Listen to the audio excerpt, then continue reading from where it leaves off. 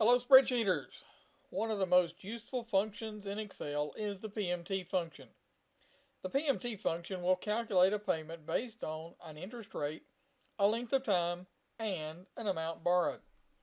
In this example worksheet, we will be calculating a payment based on a 5% interest rate, a term of 4 years, and a $15,000 loan.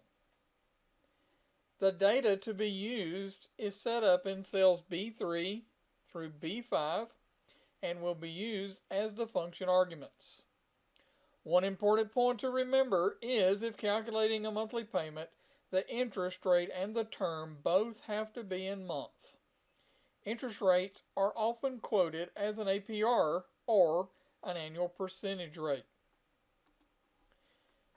The PMT function will be set up in cell B7, and with cell B7 the active cell, click the FX or Insert Function button. The PMT function is found in the financial category if it's not listed in the most recently used. You may also use the financial group on the formulas ribbon. As we scroll down and find the PMT function, we'll see the dialog box that lists 5 arguments, although we're only going to be using 3 for this tutorial. The first argument is the interest rate, which is in cell B3.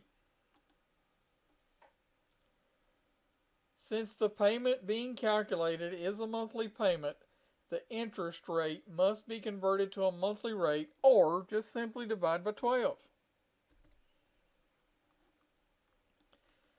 The next argument, or the IMPER, don't know where they come up with these terms, is the number of periods or the term for the loan.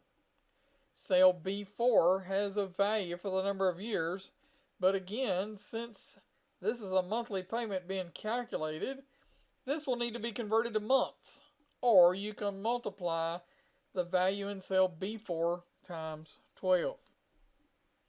Remember, the trick to the rate and the number of periods is that both have to be in the same segment of time.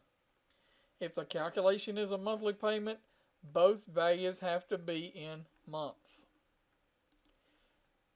The last argument to be included is PV, which stands for present value. This is simply the amount being borrowed or the amount in cell B5. When I click OK, I see my result of minus 345.44, which Excel calculates as a negative number. To fix this, simply edit in the formula bar to the right of the equal sign and type in a minus sign between the equal sign and the PMT. That will make it a positive. The PMT function by itself is a useful tool showing you how much your monthly payment will be. But I've taken this a step further to create what's called an amortization table. This table shows month by month how much of the payment is going to principal and how much is going to be interest. For the principal, the PPMT function is used for a particular month, and for the interest, it's the IPMT function.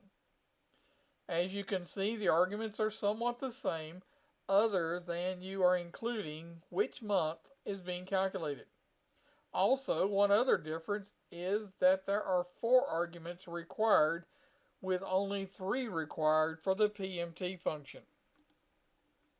Hopefully these are some functions that you can make use of as you go out and you get first-hand experience with borrowing money. Thanks for watching. I'm Bob MC, and this has been a Simply Spreadsheets presentation.